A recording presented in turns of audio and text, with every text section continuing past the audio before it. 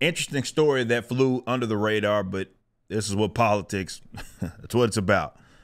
Ex-AOC aide paid himself $140K for consulting work while PAC spent little on its actual mission. Let's read into this. A former top aide to AOC funneled six figures in donor funds from his Political Action Committee, PAC, into his own pockets for reported consulting work, all while spending minimal amounts of the PAC's actual, or on the PAC's actual mission. Corbin Trent, who previously acted as a top aide to Ocasio-Cortez and helped propel her into office, formed the No Excuses PAC after his departure as her communications director. Trent launched No Excuses in 2021 with the goal of nuking the Senate filibuster by targeting Senators Joe Manchin, Sinema, yada, yada.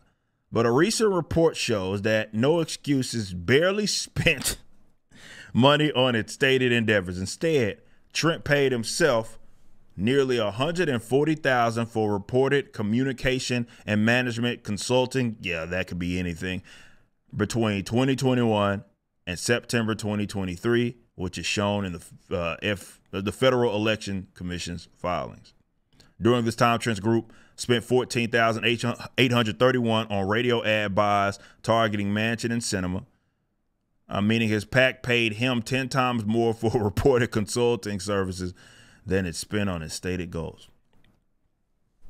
Politics, that's the art of money laundering. This isn't the only PAC. In fact, you can make the argument that maybe that's a prerequisite. You have some sort of mission it is that you're trying to accomplish, and you utilize that, especially if it's more of an activism, even if it's political or social activism effort, where you can justify people donating money, no matter how rich or poor that they are. You then use those funds to enrich yourself, okay? That's what historically has happened. This is why the political thing in their arena is so attractive to criminals, because it's the one institution that really is going to shield them away in most cases, not all, but in most cases, from any sort of consequences for their actions. If you wonder why people will end up talking about working for the actual government and come out far richer than what they had been when they went into it. Very rarely are they, definitely with Congress folk, are they getting, is their like net worth going down once they leave office? If they ever do that, they may be in there forever until they die. But you get what it is that I'm saying, in that it's a lot of money in politics. I mean, you look at the last, I bring this point every year, up every year.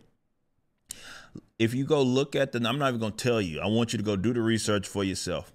If you go look up the amount of money that's spent every campaign year by everybody that's running, just collectively, the amount of money that's thrown into these campaigns, it starts to put it in perspective just how much of a sham that it actually is, especially by those who are advocating or running to implement policies that further steal from people like me. And then you realize the amount of money that they're actually getting on the campaign trail is insane. Maybe that's money that you could be using towards your own causes it is that you claim to want to, or you claim that you are advocating. This is a surprising story. There's a lot of this, and it happens every day. Let's just be honest. Alpha Core #1's pre-order is live. Written by the legendary Chuck Dixon and penciled by Joe Bennett. Visit Rippaverse.com to grab a copy and any of the merchandise items. Be sure to also check out the animated trailer for the campaign, which is the latest project from Rippaverse Studios. Y'all be easy.